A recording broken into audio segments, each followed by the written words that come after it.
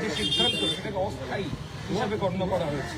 মূল মামলার নিষ্পত্তি করবে সিঙ্গেল বেঞ্চ, 2 মাসের মধ্যে মামলার নিষ্পত্তি করতে হবে সিঙ্গেল বেঞ্চকে, সমস্ত অভিযোগের নিষ্পত্তি হবে সিঙ্গেল বেঞ্চে, হলফনামা আদান প্রদানের পর নিষ্পত্তি হবে মামলা। দেখুন, মহামান্য কলকাতা হাইকোর্ট বিধানসভার বিরোধী দলনেতাকে অস্থায়ী চিহ্নিত করেছেন।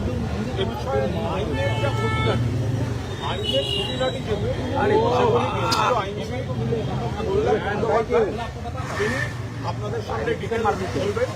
আমি শুধু এটুকু বলি, এই বিরোধী দলনেতা যে পদ্ধতিতে নিয়োগ হয়েছে এই পদ্ধতির বিরুদ্ধেই তো আমরা আবেদন করেছিলাম এবং আবেদন কিন্তু মান্যতা পেল। অর্থাৎ এটা যে স্থায়ী বিরোধী দলনেতা নয়, অস্থায়ী বিরোধী দলনেতা, ঠিকা বিরোধী দলনেতা, ঠিকা বিরোধী দলনেতা, সেটা মহামান্য আদালত বলেছেন। এর আইনের যে ডিটেল পার্টগুলো আছে সেগুলো আইনজীবী কল্যাণ বন্দ্যোপাধ্যায় খুঁটিনাটি বলতে পারবেন। আমরা শুধু বলছি এটা একটা ওই শিবিরকে বড়সড় ধাক্কা এবং বিরোধী দলনেতা যে পদটি সেই পদ এদের জন্য অপমানিত। যারা এইভাবে কাউকে জোর করে বিরোধী দলনেতা করার যে চক্রান্ত বা প্রক্রিয়া বা ঘটনাক্রম ছিল তাতে বিরোধী দলনেতার পদটি কিন্তু অপমানিত। বিরোধী দলনেতা অস্থায়ী কখনো শুনেছেন?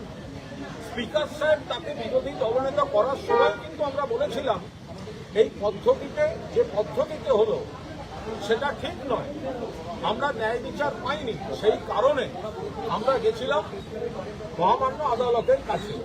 সেখানে আদালত বলে দিচ্ছেন অস্থায়ী বিরোধী দলনেতা, মান সম্মান থাকলে তো ইস্তফা দিয়ে দেওয়া উচিত।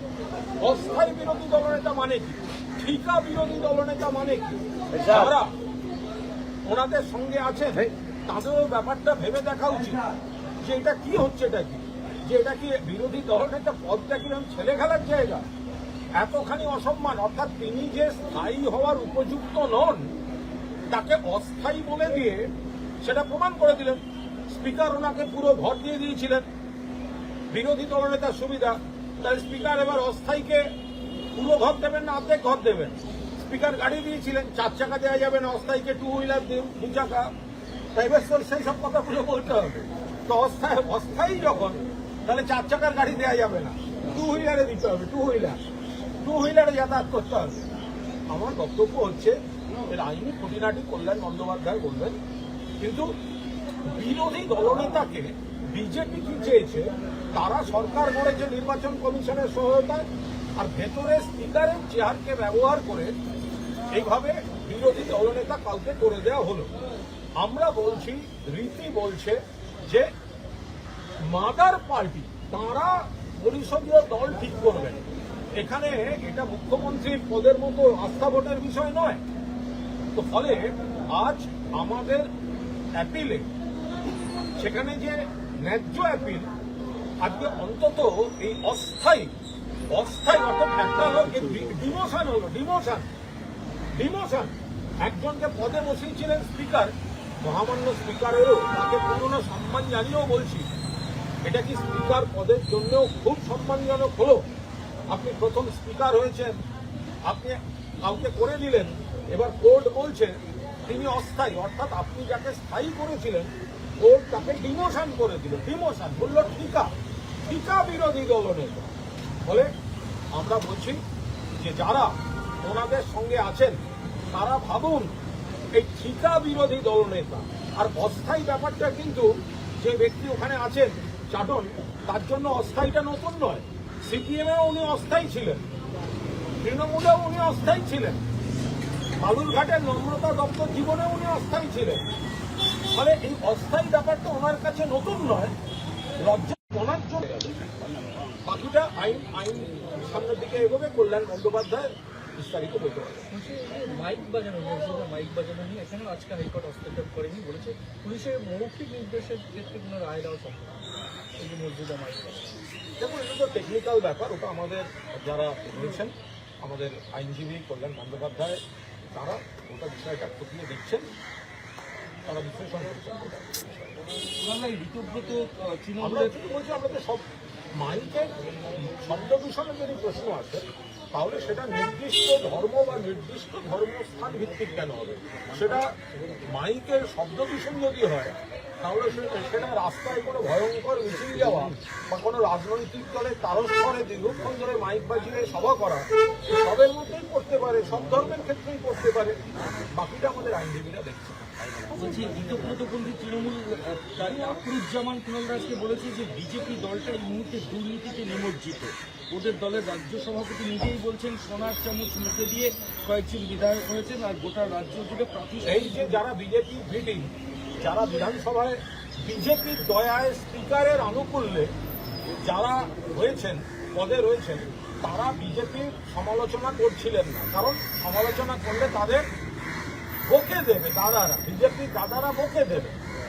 স্পিকারের দয়ায় তারা পদ পেয়েছেন, আই রিপিট, স্পিকারের অনুগ্রহে পদ পেয়েছেন, না হলে বিরোধী দলনেতার পদটা কলকাতা হাইকোর্টে অস্থায়ী বলে চিহ্নিত হতো না।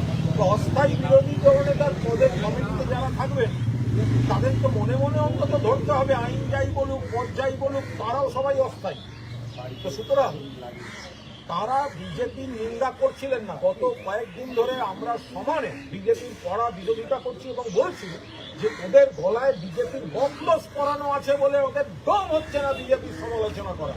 আমাদের কথার চাপে লোক দেখানো নাটক করার জন্য বিজেপির বিরুদ্ধে দু একটা কথা বলতে হচ্ছে। ওনাদের রাজনৈতিক পদের অস্তিত্বটাই তো বিজেপির দল। এই কনটেক্সটে আরেকটা কোয়েশ্চেন কুণালদা, মদন মিত্র বলছেন তৃণমূল কংগ্রেসের লাল চুল কানে দুল এরা সকলে এখন বিজেপিতে ঢুকে গেছে, ব্যাপক তোলাবাজি করছে।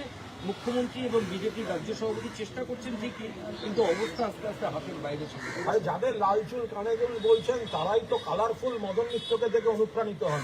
কোনোদিন লাল পাঞ্জাবি, হলুদ ধুতি, কোনোদিন রং বেরঙের অমুক তমুক, এইসব ব্যাপারটা। মদন মিত্র যে ভয়ঙ্কর কালারফুল, তিনি আবার লোককে লাল চুল কানে দুল বলছেন কেন? তিনিই তো সব রকম ভাবে রঙিন। গোটা রামধনু যেন বুকে নিয়ে ঘুরছেন মদন মিত্র। বলছে যে মদনদা বলেছেন যে এই যে দুর্নীতি তৃণমূলের আমলে, এই দুর্নীতি আসলে এরা বলেছিলেন, এরা ভেবেছিল যে সারা জীবন থাকবো, 50 বছর ক্ষমতা থাকবো, কাউকে জবাবদিহি করতে হবে না কোনোদিনের জন্য। এই দুর্নীতি আমি আবার বলছি, আগামী বছর এই তারিখে মদন মিত্র ঠিক কোন শিবিরের কোন জায়গায় থাকবেন আপনারা ঘড়ি ধরে ক্যালেন্ডার ধরে মিলিয়ে দেবেন। মদন মিত্র পুরোপুরি তিনি মমতা বন্দ্যোপাধ্যায়ের অনুগামী। তাকে, তার স্ত্রীকে ইডির চিঠি দিয়ে, তার ছেলেদের ইডির চিঠি দিয়ে চাপে ফেলে মদনদাকে একটু এদিক ওদিক বলতে হচ্ছে। বাট এটা ইডির চিঠির আগের দিন পর্যন্ত মদন মিত্রের ভার্সন, আর ইডির চিঠির পর থেকে মদন মিত্রের ভার্সন আপনারা দেখে নেবেন, তাহলে ইডি যাবেন। মদনদাকে এখন ওইটুকু একটু বলতে হয়, নইলে তিনি যেখানে গেছেন তার বিশ্বাসযোগ্যতা থাকবে। কিন্তু আপনি অনুগামী বলছেন, মদনদা বলছেন যে বলছি দুর্নীতিকে প্রশ্রয় দিয়েছেন মমতা বন্দ্যোপাধ্যায়। এখন দেখুন কারা কারা কি কি বিষয় ছিল, তো সেগুলো তো সব একসঙ্গেই তৃণমূলের সঙ্গে মমতা বন্দ্যোপাধ্যায়কে অস্বীকার করে তারা তো নতুন মিত্র মদনদা যাদের পাশে দাঁড়িয়ে, যাদের মঞ্চে দাঁড়িয়ে কথা বলবেন, চারপাশটা একটু দেখে নেবেন। গ্রুপ ছবি তোলার সময় সাবধানে থাকবেন, কার কার সঙ্গে ছবি তুলছেন, কি কি হচ্ছে, তাদের বিরুদ্ধে কি কি অভিযোগ ছিল সেগুলো দেখে নেবেন। বিজেপির বিরুদ্ধে বিভিন্ন জায়গায় এক্সটর্শন তোলাবাজির অভিযোগ। একটা নতুন অভিযোগ, দক্ষিণ কলকাতার একটা নামী মিষ্টির দোকানে ঢুকে গত 15ই আগস্ট খাওয়া দাওয়া করে টাকা না দিয়ে তারা বেরিয়ে গেছে। প্রতিবাদ করলে দোকানের দোকানদার এবং কর্মচারীদের মারধর করেছে। বিজেপির সর্বস্তরে লাগাম ছাড়া তোলাবাজি দুর্নীতির অভিযোগ আছে। এই অভিযোগ এতটাই বেড়েছে যাতে শ্রমিক ভট্টাচার্য, তাদের মাননীয় সভাপতি বা তাদের শীর্ষ নেতাদের এই কথাগুলো প্রকাশ্যে বলতে হচ্ছে, এমনকি বিধায়ককে সতর্ক করতে হয়েছে। আপনাদের খেয়াল রাখতে হবে, বিধায়ক জিতেন্দ্র তিওয়ারি উনি পর্যন্ত বলেছেন, যারা 15 বছরের কথা কি বলবো, আমাদের কর্মীরা 2 মাসে 15 বছরকে ছাড়িয়ে গেছে। ফলে এই গোটা জিনিসটা বিজেপির মধ্যে যেভাবে ঘটছে এবং তারা নানাভাবে তারা তোলাবাজি চালাচ্ছেন বলে খবর আসছে এবং সমাজের বিভিন্ন স্তরের মানুষ নাজেহাল হয়ে যাচ্ছেন এবং এতটাই খারাপ অবস্থা যে 2-2.5 মাসে সরকারের শীর্ষ নেতাদের তাদের বিবৃতি দিয়ে অন্য নেতাদেরকে এই তোলাবাজি থেকে সতর্ক করতে হচ্ছে। আমাদের প্রশ্ন হচ্ছে, নেতারা সতর্ক করছেন, সব করছেন, পুলিশে দিচ্ছেন না কেন? পুলিশ অ্যারেস্ট করছে না কেন? যতগুলো এই যে বলছেন আমি যত খবর পাচ্ছি 20 জন বিধায়ক, তাহলে পুলিশে দিন। যদি তোলাবাজি এটা তো ক্রিমিনাল অফেন্স, তাহলে আপনারা পুলিশে দিচ্ছেন না কেন? মুখে বলে যাচ্ছেন যে আপনারা অ্যালাউ করছেন না, কিন্তু পুলিশ প্রশাসনকে তো কিছু করছেন না। আর কোথায় গ্রাসরুটে কি করছেন? আর বাকি বড় বড় নেতাদের ক্ষেত্রে তাদেরকে আপনারা তো নিজেদের ডাইরেক্ট বা ইনডাইরেক্ট বন্ধু হিসেবেই তারা করে তুলে নিচ্ছেন। সুপ্রিম কোর্টে আজকে ডিএ মামলা ছিল, সেখানে রাজ্য সরকারের কর্মচারীর পক্ষ থেকে বলা হয়েছে সুপ্রিম কোর্টের নির্দেশ সত্ত্বেও অনেক কর্মচারী তারা ডিএ পাচ্ছেন। তারা বুঝলেন,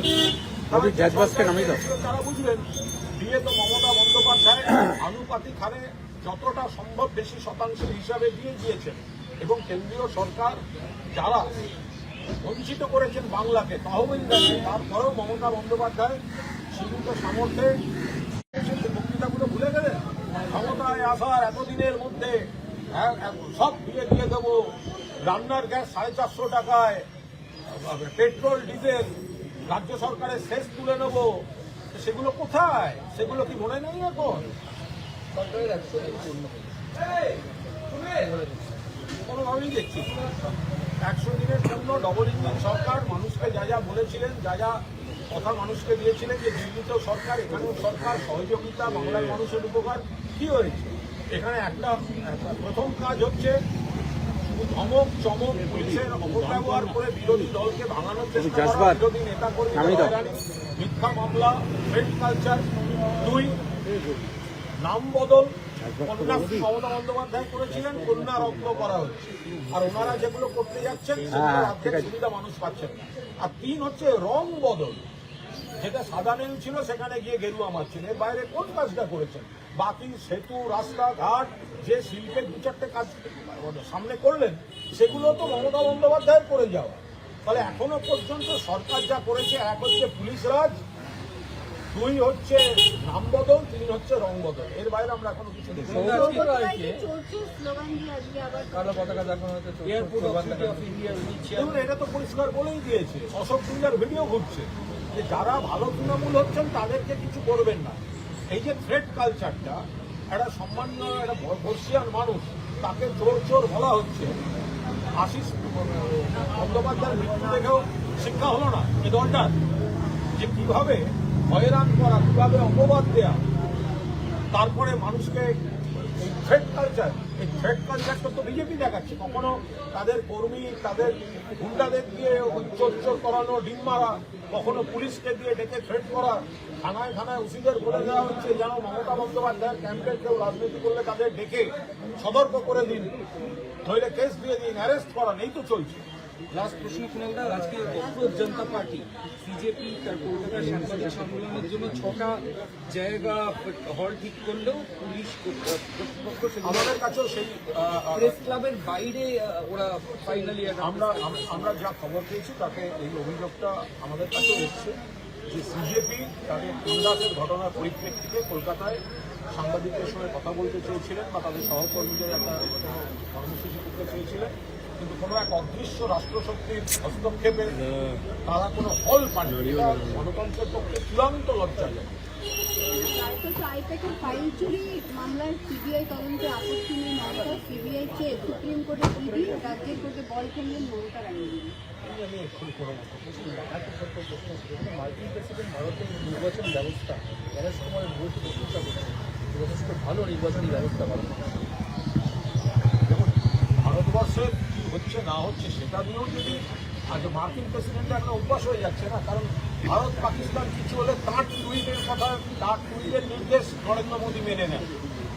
মার্কিন যুক্তরাষ্ট্রের যারা চালান তাদের অভ্যাস হয়ে যাচ্ছে, তাদের ধারণাই হয়ে যাচ্ছে ভারত যারা চালাচ্ছেন সেটা তাদের ছড়ি ঘোরানো, তাদের ইচ্ছার উপর দাঁড়িয়ে চলছে। তো ফলে ক্রমশ তারা নানা রকমভাবে নাক গলাতে চেষ্টা করছেন। যদি এটা সত্যি হয়ে থাকে তাহলে ওনাদের এসব নিয়ে কেন নাক গলাতে যাচ্ছে না? 2 হচ্ছে জ্ঞানেশ কুমার যেভাবে দলদাসত্ব দেখিয়েছেন এবং নিরপেক্ষতার 12টা বাজিয়ে গণতন্ত্রকে ধ্বংস করেছেন, একটি দলকে জিতিয়ে এনেছেন পরিকল্পিতভাবে। এখন অন্য দেশের কেউ যদি মনে করেন আমি কিভাবে ওই পদ্ধতিতে জিতবো, বিরোধীদের দাঁড়াতে দেবো না, কিভাবে কারচুপি করবো তাহলে এই লোকটার কাছ থেকে পরামর্শ পাওয়া যেতে পারে, এই ভেবে যদি কেউ তাদের সঙ্গে যোগাযোগ করে থাকেন ব্যাপারটা তো আমরা সবিস্তার বলতে পারবো না। আচ্ছা, সুর বদলে হঠাৎ বিজেপিকে আক্রমণ রীতিমতো তৃণমূলের বিধায়ক হয়ে গেল দেখুন, এটা কোনো সুর বদলানো নয়, বদলাতে বাধ্য হওয়া। কারণ ওই চাটন শিবির এগুলো বিজেপি জয়ের করেনি, ওরা কোনো বিজেপির বিরুদ্ধে কিছু বলেনি। যা আমরা সমানে বিজেপির বিরুদ্ধে বলেছি এবং সঙ্গে আমরা এও বলেছি যে ওদের দম থাকলে বিজেপির বিরোধিতা করুক, ওদের গলায় বিজেপির বকলস পরানো আছে, সেই কারণে ওরা বলতে বাধ্য হয়েছে। এটা লোক দেখানো, এটা নাটক।